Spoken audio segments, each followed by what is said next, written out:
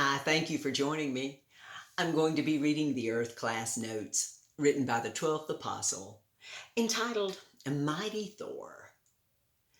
In this most unique class, we're going to place ourselves in the position of an incredibly powerful angelic servant whose soul is not rubber stamped, as most humanity consider all angels to be, but is most unique, like you and I.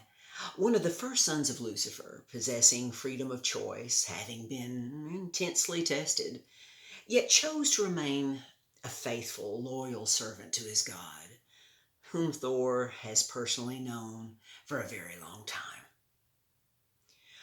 Thor can recall instantly, in vivid detail, the very instant his father's countenance fell upon hearing God's intention of creating a man in his image. Thor's love for his father Lucifer never changed, even as he observed God counseling his father. Certainly Thor listened with great interest as his father continually rejected the loving counsel of his creator. Now place yourself in Thor's position when his father, mother, and one-third of his family attacked the very home of God, with God instructing Thor and others to defeat his rebellious family members and bring them before his throne. All those remaining loyal to God were focused upon their forefather, as suddenly, to Thor's surprise, he saw his father approach the throne of God, displaying a countenance that had never existed until that time. Thor listened as his father defiantly smiled at God with his voice, breaking the silence, shouting, "If you had not created me to begin with, none of this would have ever happened. How can a fair, just God condemn and confine his own creation?"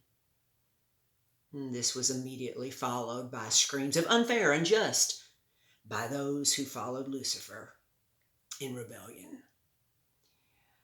Not long thereafter, Thor would decline becoming a witness for God against his father, as all focus turned toward God, the one whose justice had been questioned.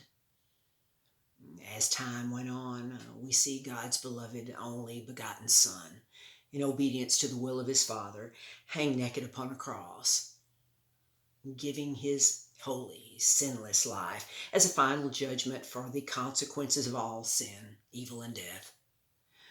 The blue eyes of this mighty warrior angel pierced through the dark, observing through the darkness his father and others viciously attacking God's beloved Son. Thor observed Jesus being judged for sin, evil, and death brought into existence by his father and family, as well as all humanity. If there was ever a low point in this mighty angel's life, certainly it was at this moment in time. After the passing of the 11th Apostle John, leaving behind his final written record, Thor's father mockingly laughed within heaven's court of appeal, saying before God and Jesus, "Is this mess the best your witnesses can do?"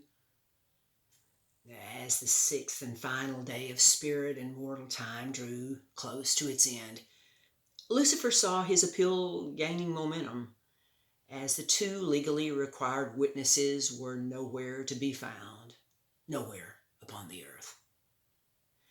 Now let us move to our present time. My purpose in writing from the perspective of Thor is to enhance your perspective concerning the importance of your witness for our beloved God. All of the previous negative conditions have been forever changed. Due to God's perfect plan, Jesus' finished work, my fulfillment of the honor of becoming the 12th apostle, and your opportunity of becoming the witness for God's justice and love. There is no burning place of pain and suffering created by our great one and only God of unconditional love. Spirit bodies feel no pain, only pleasure. God gets no pleasure from the pain and suffering of anyone. He still loves you. He always will. Until next time.